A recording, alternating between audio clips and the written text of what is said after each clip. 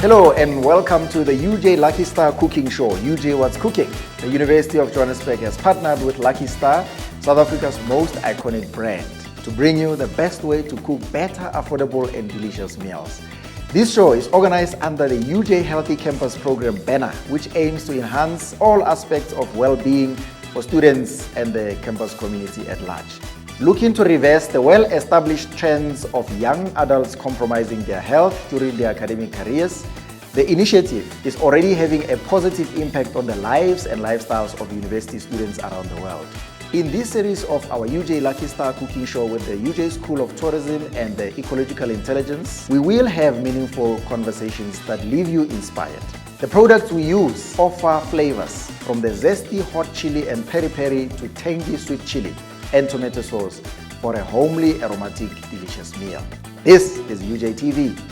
According to the Global Healthy Campus Program, universities shall provide, among others, sustainable food and nutrition catering services and meals that are appropriate for the campus communities. The program also encourages universities to provide nutrition counseling to the university communities. In today's episode, we have an exciting bunch of creatives. They live, breathe and eat content creation for the great University of Johannesburg. UJ Sports, Marketing and Brand, as well as UJTV and UJFM. These digital natives definitely know the trends, and we are going to see if they can create magic in the kitchen too. We all eat, and with food comes meaningful conversations to connect. Food is a powerful social connector. It brings people together and shaping cultural norms through shared meals and traditions. Food plays a significant role in building relationships, strengthening communities, and even impacting individual well-being. So let's get cooking. All right, so to help us prepare a very nice and tasty meal, we've got Chef Ijaz Allison as well as Jan Magola from right here at the UJ School of Tourism and Hospitality. What's going to happen is we will have one dish and we will split the two chefs. I'm going to be working with Palesa and Trinity is going to work with Pride, and then we're going to cook the same thing, but obviously we'll look at who has done it better. So even the chefs will split. We will take Ijaz with us and then Jan will go with Trinity. I think it's black, you guys are matching there, and then it's colorful this side. So then at the end of the show, we're going to look at who cooked a better meal. Of course, we're going to use the same ingredients, same utensils and everything. So let's see how that goes.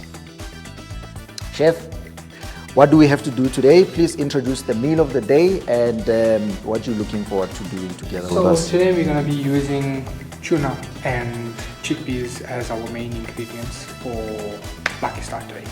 So we have always a good variety of ingredients to use and wonderful spices in there. So we basically going to be looking down to creativity as well as social media content creators. So creators, yeah. Creativity again. Yeah. So let's see if UJ Sports, Marketing and Brand is going to take it or if it's going to be UJTV and community engagement. Let's get cooking.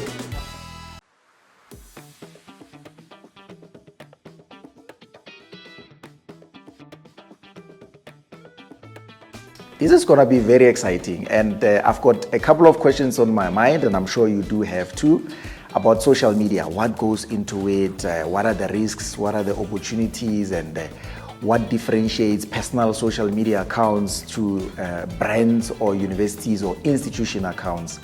And we will find out about that and more. So today we've got Palesa Ramafalo. She's from the UJ Marketing and Brand Social Media Department. Trinity Mufugeng is running the UJTV social media, as well as Pride Malele from the UJ Community Engagement. We're gonna talk about social media today, and I'm very excited, you know. Let's start with you, Palesa. Which accounts do you run for the university? So at the university, I oversee TikTok and Instagram, but I also do the creative scripts and pretty much briefing for content for All the platforms excluding the text platform. So that will be your YouTube Shorts as well as your Facebook videos and whatever videos you see on X and LinkedIn sometimes. Okay, so there's a team of people in your department who run other social media accounts. Which are those and who are those people? So my colleagues who help and assist with other platforms. So we have Terry, who is responsible and oversees Facebook as well as YouTube. And then we have Simone, who is responsible and oversees X and LinkedIn. And then myself with the TikTok as well as Instagram. And then we also have a social media assistant, Ndivor, who assists us with everything, especially community engagement. Okay, so these accounts for the university are not run by bots. They're actually run by actual people. Yes. Okay. We're people, but we have some automated responses sometimes, but it's people, 100% people. Okay, we'll get into that a little bit more. Trinity Mofokeng, UJTV, new kid on the block, new content creators. And what are some of the things that you do on a daily basis for UJTV in terms of social media? Yeah, I do everything. That's the thing. Obviously, there's some things that you have to follow because it's UJTV. It's not just like the UJ official account. But obviously, like we do a lot of stuff behind the scenes whereby some of the things are not showcased on like Instagram and LinkedIn and Facebook, but let's say on a day-to-day basis we'll be going around shooting maybe professorial inaugurations, we'll be going and shooting maybe graduations as well. So there's so much that goes behind the UJTV thing, and people just think, oh, we just see the UJTV shows, but exactly what goes behind it, you know? So we do so many things, and some of the things I don't capture them on the feed, but then I do show them on the stories. So yeah, day-to-day life events that UJ does. Sometimes we work hand in hand with the UJ official as well and collaborate on certain posts, but yeah. I've seen community engagement rise up to the occasion in recent years, and it's thanks to Tepo there and the team behind the accounts. So Tepo, for community engagement, what are some of the campaigns that you do on a daily basis or some of the regular content you produce for the engagement office? So as community engagement, Mr. Colin said, one of the campaigns that we've actually been involved in is to showcase what students get involved in on their daily basis, showcasing the impact that they actually make in communities, which is actually quite an important thing in the university, in showcasing our strategy and positioning it. Because we speak about societal impact, then how then do we reach that into the community? We get our students and they are called, volunteer champions and all that. They go and volunteer in the schools, in the organizations, and the community. We also partner with quite a lot of stakeholders, whether they come from, departments, private companies, and so forth. So we showcase what they do with these companies, with these organizations, with these schools, whether they get themselves involved through their hands, whether it's volunteering through providing education qualities and so forth. So we kind of like showcase their daily lives in terms of when they're not studying, how do they get to bridge that knowledge with the community. I think that's more of that, but we also showcase some of the initiatives that they participate and partake in the university. I think the university is actually quite broad, and as much as we are doing so much work, we need a little bit of help as well. So they get to participate, they help the social media marketing team, they also help student affairs, whether it's through their meal distribution processes, and they also help faculties, whether it's queue marshalling, first year seminars. So we showcase how students, when they get to be part of the university, what are some of the things that they can be part of. Yeah, just hold it right there. I want us to discuss this social media thing in detail. I want to understand, is everything content? Can we just, what are we gonna do here today? Cooking, is this content? And is the other stuff that people put out there, dancing all the time, is that content? What defines content according to you? So I'll be very brief. Everything is content. So my answer is yes. But posting everything is not a strategy. So, and if we have to align it or rather consider it from a university context and what we all do in our respective fields, we're looking at everything as content, but not everything is worth posting as content. And that's because we post strategically and we align all the content we feature to not just our KPIs, but we're talking about, for example, this year, the UJ20 campaign as UJ 2020, and we're also looking at stuff like the 2035 and UJ as sustainable impact and all of that we're doing. So the storytelling, it makes sense for strategy. So just posting is not a strategy, but everything is content. So you have to measure and weigh the scale. Is everything content according to you?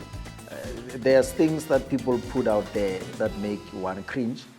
And of course, there's nice content that we actually like. You see, you watch it and you double tap, you like it. But is everything content according to you? Do you agree with her? I definitely agree with Palesa, yeah. Everything is content. It's just, as she said, it depends on what do you want to showcase out there.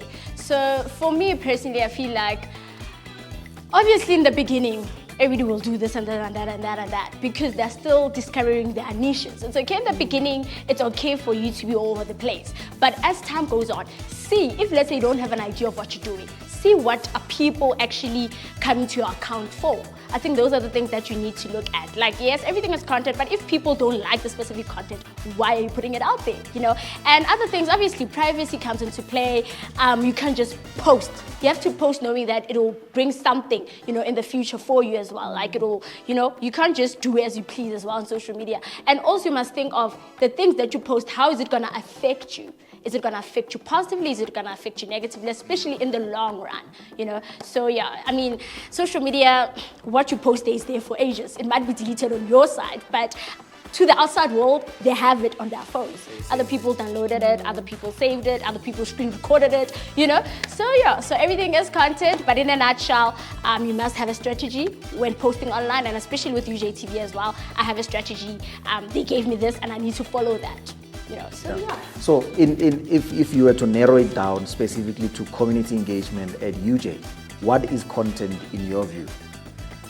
So, briefly. I think both of them actually summarize it. We are actually guided by the strategy, right? So also we need to be aware into what we put out there. So basically I can't just like go into a community and then start shooting anything and say it's community engagement. It has to be strategized into what goes into what does the university wants to showcase.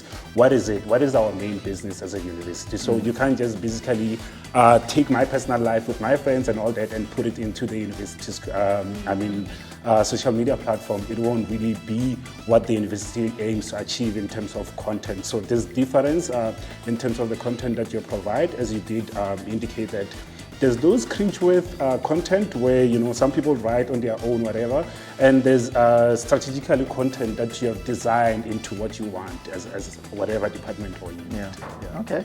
So in my case, sport and education is the currency for our accounts. In your case, it will be education most of the time. What else can... It's really also from a place of awareness. So we mainly service from a place of awareness.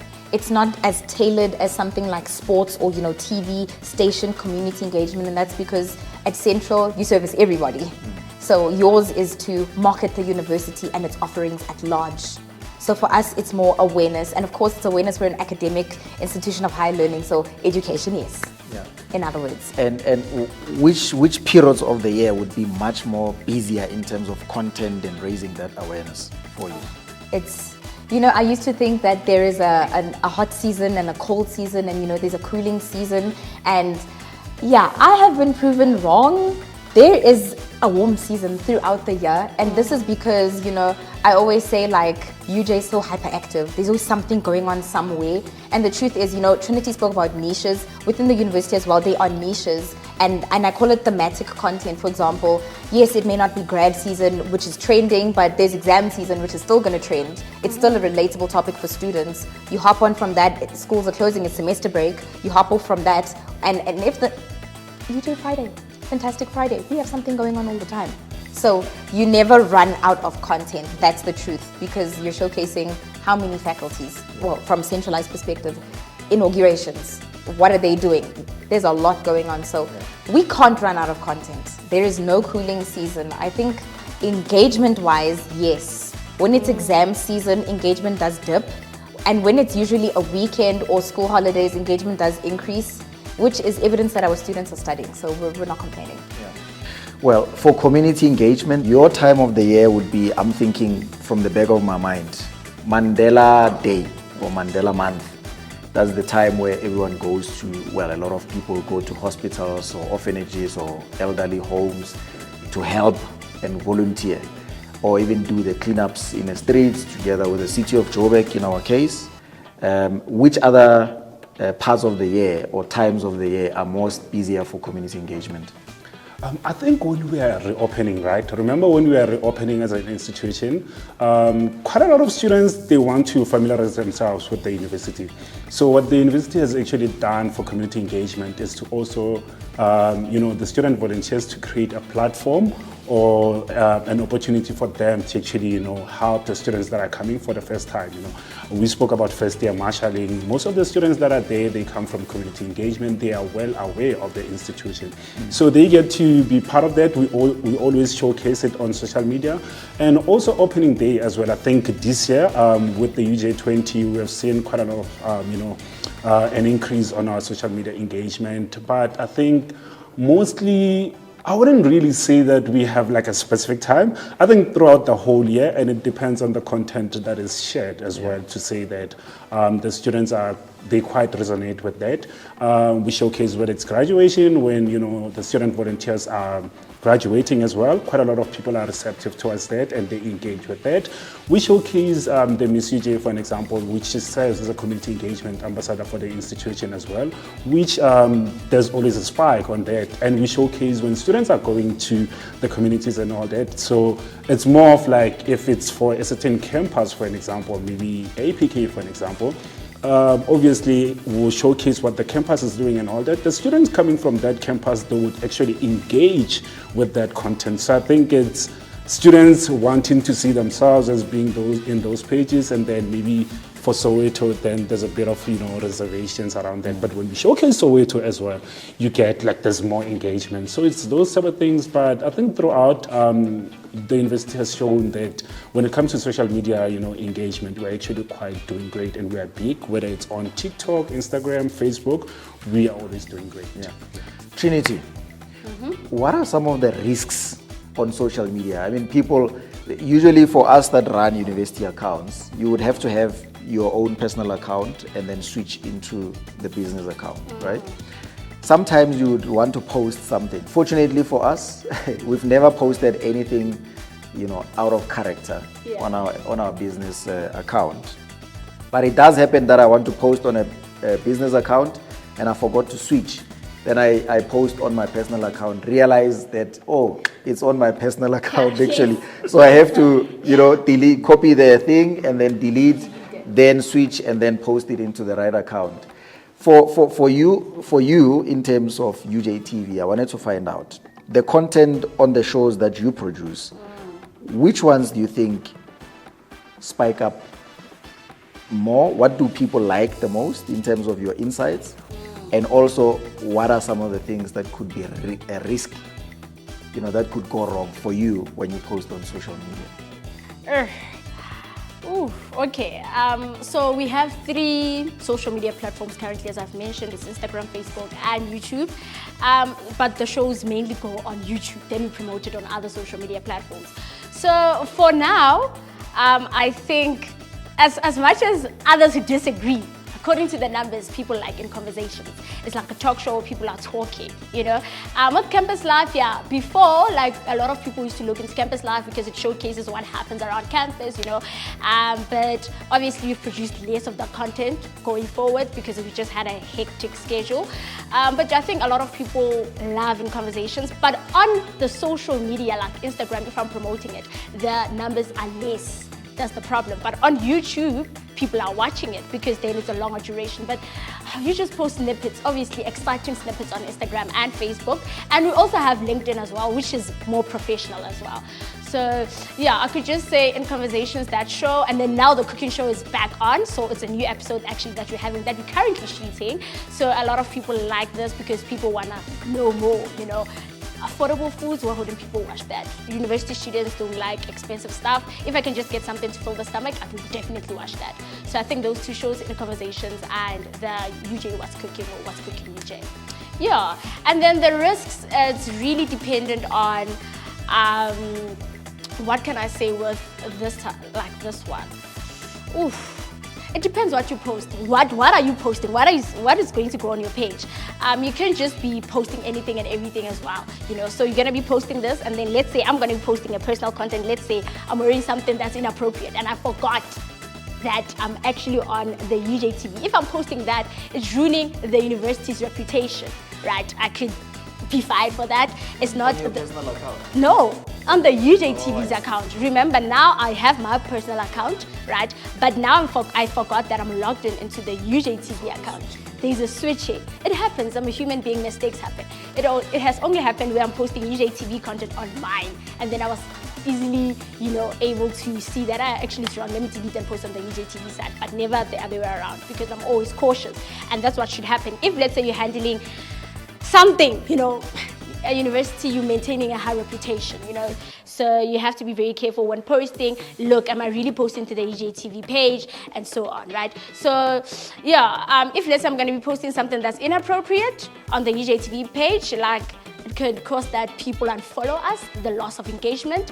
It can cause that people don't trust the reputation anymore, like people don't see UJ for what it is, because what do you mean that you're making such a simple mistake to you, but to UJ it's a huge mistake, So yeah, so many things go into play with the risks. You just need to know, what am I posting, the popia, all of those things, and I think it depends on what is out there. So if let's say it's people's information, then it's popia. You already ruined that. If it's something about you on that page that's not supposed to be on that page, you're already ruining the university's reputation. So you actually analyze a lot of stuff. Yeah. So we spoke about the risks. Now I want to speak about the opportunities. We've seen social media can change people's lives. It can make it better. I've seen it with various campaigns of different people who were either there's a guy that I saw on Facebook who was building a house for a family.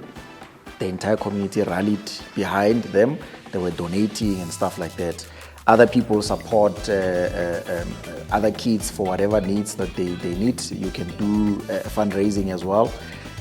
What are some of the opportunities that young people or people on social media have with social media? I mean, it's not only just about the risks, but obviously opportunities. Do you mean within the university context, or just? Yeah, just broadly, but probably also in the university. We can narrow it down to the university, because you never know who's watching here. Yeah. So with social media, there's this safety net that people want to fall in, because we know that as times have advanced, we know that social media has now become a digital CV or a social CV with your digital footprint. All things considered, online represents you offline as well. And oh no, maybe if I'm not on social media, then they'll hire me because they won't find anything. That is still a risk, because your future employer is thinking, why aren't you online? That's already suspicious. So this is all about. What if I just don't like social media? Unfortunately, damned if you do, damned if you don't. It's that kind of a situation. You have to be online, but responsibly, because even within that, very daunting space, there's a lot of opportunities that present themselves. And I'll just make an example with LinkedIn, that very specific platform where opportunities really just, they present themselves. We've seen, and some people do, share their success stories, and I often see it with the LinkedIn badge. LinkedIn helped me get this job. People share their CVs. People also get recruited just from conversation and speaking and sharing their rich insights and knowledge. And sometimes for a student, this is what you learned in class, what you learned in a master class. Sharing these things, packaged nicely on a platform like LinkedIn, you don't know who's reading that type of stuff. And then a recruiter finds you, and they all of a sudden see you as this golden egg that they would like to get into a certain organization, and your opportunity just presented itself. Because, like I always say, and it's so relevant to this show, closed mouths don't eat. You have to be on social media. You have to post. That's the new, networking space. Over and above, from a professional perspective, also building your, I want to call it publicity. So with the university, we often collaborate with students sometimes on posts and highlight some things they're doing for the university as well. I know we did a day in the life of a teacher with one of the students. Well, she's a student teacher. So she lectures, but she also has a full-time day job, and she's also a studying student. And her video went viral. It had over 200,000 views. That's her most viewed video on her social media. And the traffic she got from there, so it's publicity. So this is people coming to your page as well, you know, working with the university and creating content alongside us. And from there, again, you don't know who's watching. You can be contacted by the producers of UJ What's Cooking to come feature on the show, because now they know of you and the interesting thing you have going on. Or now our news outlet with the journalists at UJ, they want to make a story about you, you know. So these are the things when they now Google you, your future employers or whoever else, they get to see what has been built up about you online, because with the search engine optimization, what shows up for Colin is all these interesting features, all the things he's done. So now I'm interested to know more about this person. I want to work with them, or let's say I want to mentor them. I'm a high professional somewhere and I'm looking for people to mentor and or give sponsorship to, because I know that Colin sells eggs as a side hustle. And so I want to elevate him because I see all that he's doing and he's talking about everything online, etc., etc. So it's about these things. You know, people don't know about you unless you talk and you post responsibly as well. So those are the, just in a nutshell, the few opportunities that students can tap into. Something like So we're gonna get into the cooking. Let's see if they can manage the social media accounts. They can create super beautiful content, but let's see if they can create a super meal today using Lucky Star products. Well, we hope that you have learned a lot from today's conversation. And as they say, the two teams have been cooking up a very nice, tasty meal here. There's a saying, too many cooks in the kitchen spoil the broth. But I hope that with their teamwork, we will be able to have a nice dish here at home. And of course, we're going to call on to a neutral chef who was not part of the two cooking teams to do the judging for us, to see whether Team UJ Sport Marketing and Brand or Team UJTV and Community Engagement, which one wins between the two. So we've got Chef Douglas Bombeck, who's the head chef here at the UJ School of Tourism and Hospitality, to do the judging for us. Let's welcome Chef Bombeck. Chef, hi. Hi, how are you, Colin? Thank you for being here. Thank you. So we've got these 3 or 4 beautiful plates. Okay. We've presented them nicely there. And the nice part about it is we've mixed them up. So you don't know which one was for me, which one was for the UJTV guys or community engagement. So you're going to do the judging. Okay. The first thing we're looking at is presentation. Yes. Was it nicely presented? And of course, maybe the use of the different ingredients. I don't know how you're going to spot that, but according to the recipe that was prepared for today's show. Okay. So you tell us who has done a better job and which one looks better. In terms of presentation, I think we definitely are going to have to give it to the one that wraps it in the nori. Hallelujah. So South African sort of sushi style. I like that. That's very creative, so that's good. So in terms of presentation, I would definitely give it to this one. I don't know who made this one. We'll relieve Oh, is that you? I was thinking we will do that later, okay? But let's continue, Oh, all right? I'm sorry. Oh, now I spoiled it. No. You pass me a fork to that. Okay. Okay, so let's go and give it a taste.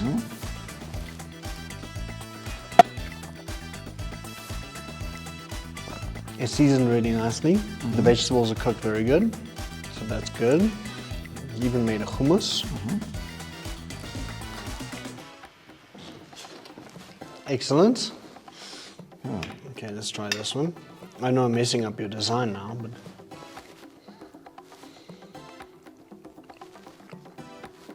it's also really nice. Can I break this? Is it okay? Of course. You can dip it in this one.